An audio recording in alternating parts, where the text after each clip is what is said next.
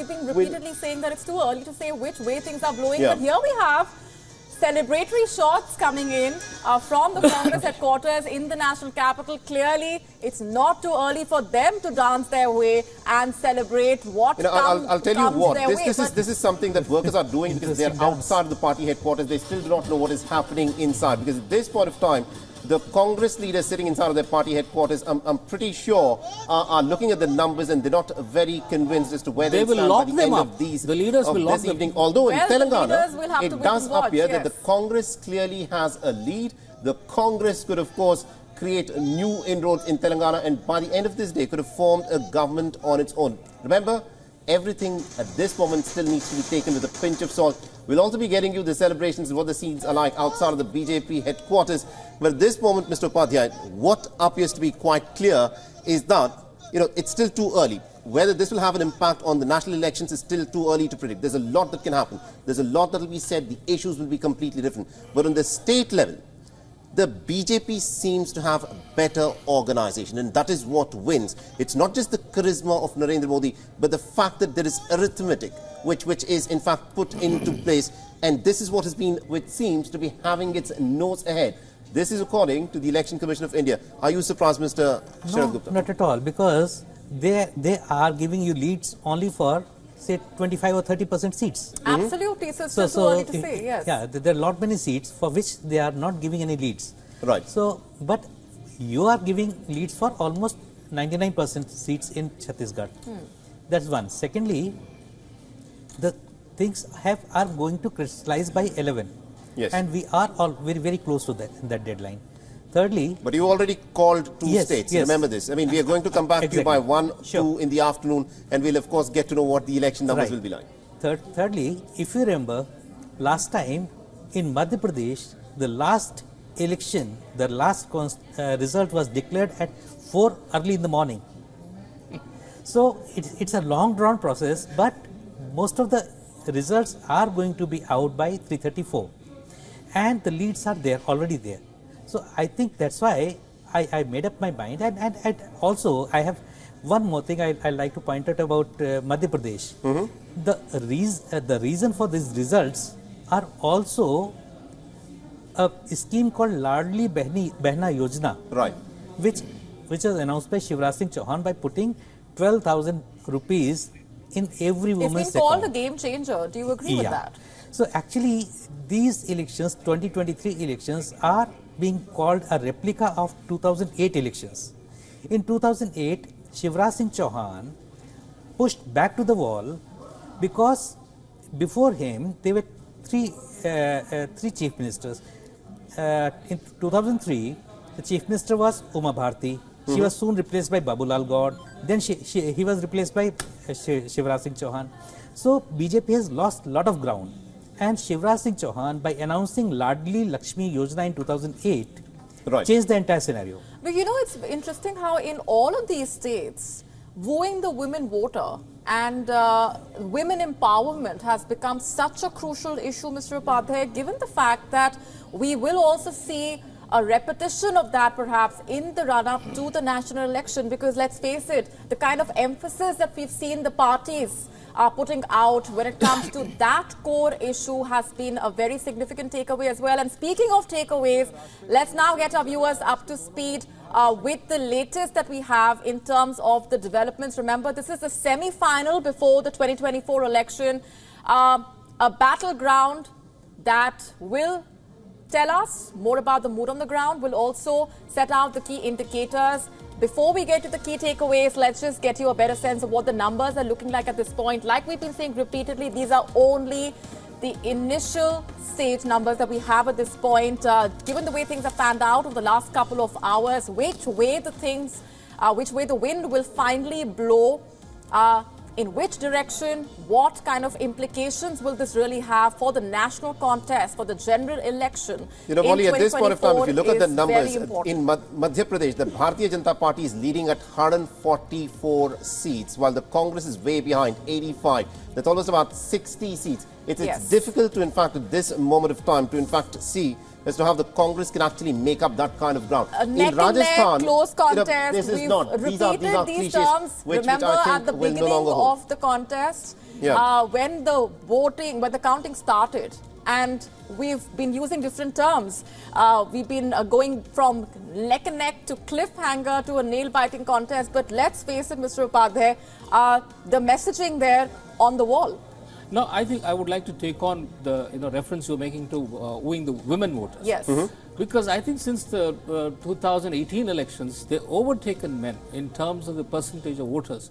They are voting in much bigger scale than men. And secondly, all parties realize that women are strong now. Unlike earlier, they were being influenced by the men. They decide on their own.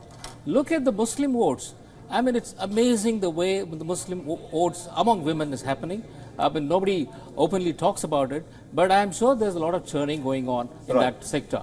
So in Karnataka, you see, most of the benefits that are given were aimed at women. You had a Grihalakshmi, where 2,000 rupees was given to women, and then you had free bus ride only for women.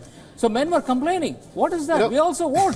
Why aren't we getting all this? Mr. Upadhyay, is it now to be seen that earlier we said that the trend is, listen, women vote according to what the men of the family in fact say. But now, considering the fact that all these schemes are aimed predominantly at women, it's actually the men who are listening to women in their homes, because the women say, listen, I've got free bus rides in Karnataka. This is what has happened. I've got this much amount of money that is coming in, so you better vote for this candidate, because the BJP has been promising us money that will go directly They're all to the ganging up house. in numbers of 20, 30 going on pilgrimage, leaving the men. You cook yourself, you do whatever And you given want. the intensity of that push, by the way, which has only gotten more significant, it's gotten louder in terms of that wooing of the women voters. But let's just also talk about the other key aspect of the farmers' issues. And farmers' welfare has become the overarching theme, in fact, for the BJP and the Congress in all of these battlegrounds, and the way in which they have laid emphasis on addressing that issue.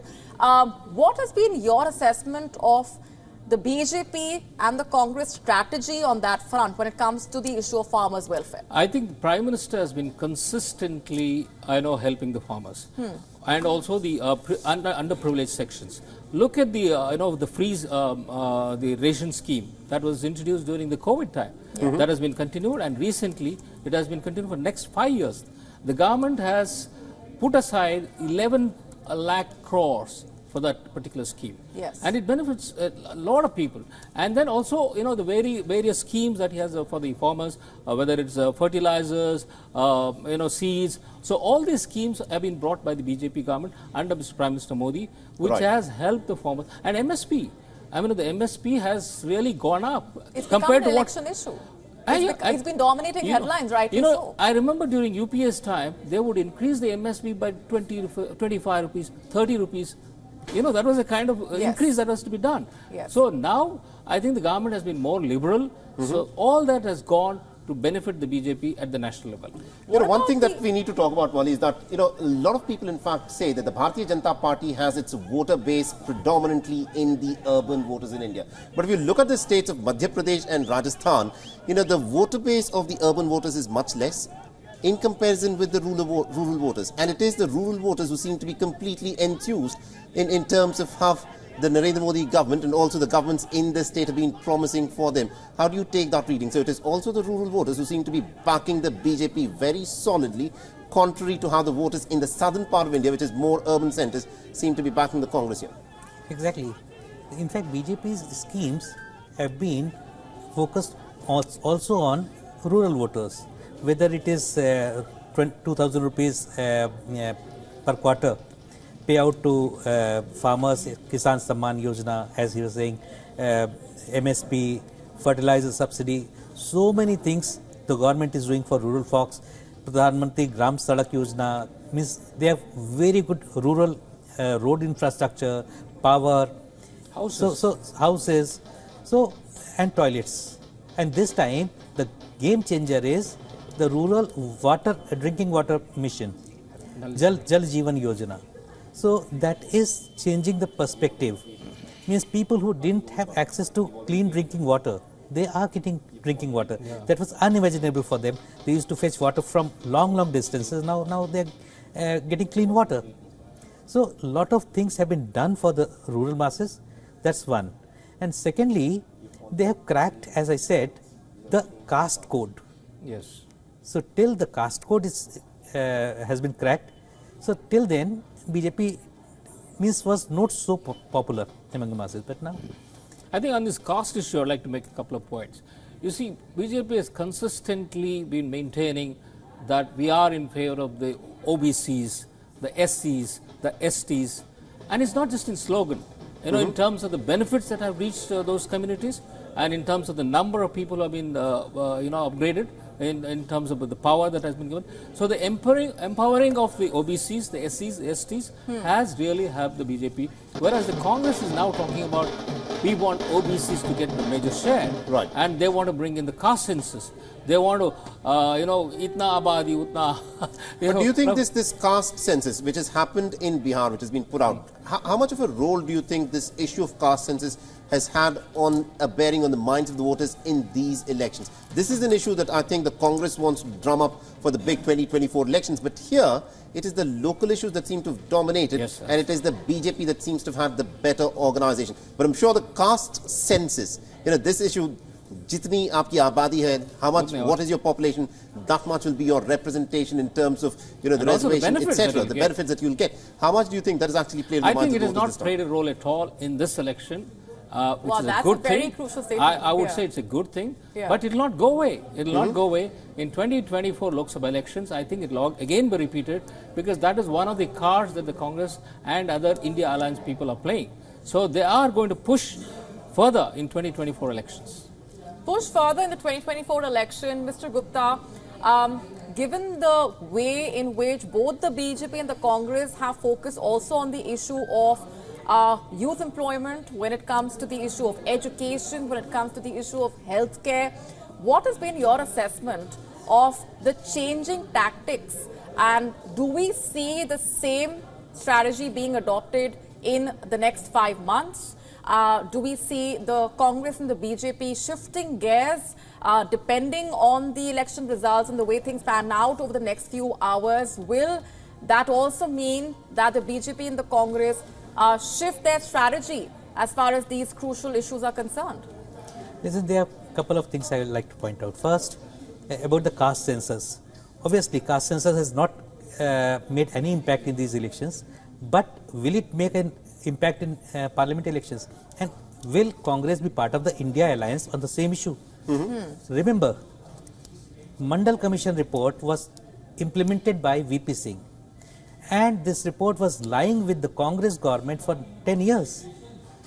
So the day they take up this as the national issue, the BJP won't be far behind in pointing it out, that you were sitting on Mandal Commission report giving reservation to OBCs for 10 years. So now you are just trying to get OBC votes by putting this caste census as an issue. That's one. Now secondly, about education and healthcare. There is one trend, if you discern, during last a decade or maybe even more, government is gradually exiting from education and healthcare.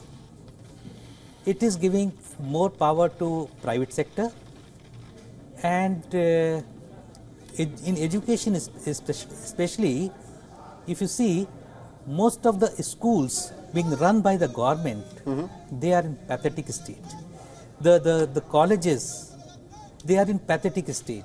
That is why all the private colleges, private schools are mushrooming. Even